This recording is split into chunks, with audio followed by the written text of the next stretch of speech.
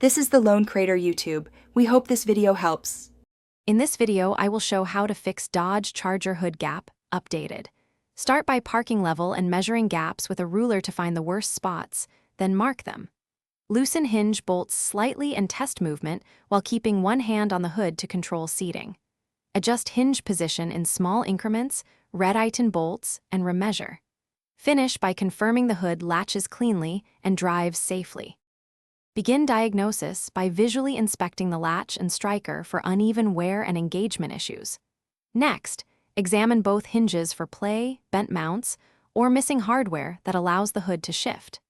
Confirm the hood shell itself is straight and free of previous collision damage that affects fit. Take photos of any discrepancies and measure gap distances at multiple points so adjustments can be tracked and verified during the repair. Quick recommendation. On another note, these leak-proof containers are handy for keeping shop snacks and small bolts organized without spills, and they stack neatly in your trunk.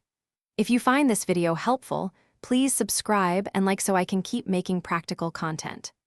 I put the link and a few deals in the description for easy shopping and parts storage solutions, and now let's get back to the video. Loosen hinge bolts slightly and have a helper slowly close the hood while you guide it to the centered position. Make tiny adjustments and tighten bolts incrementally, checking gap symmetry after each change. If the latch hits high or low, adjust the striker a few millimeters until the hood seats without pressure.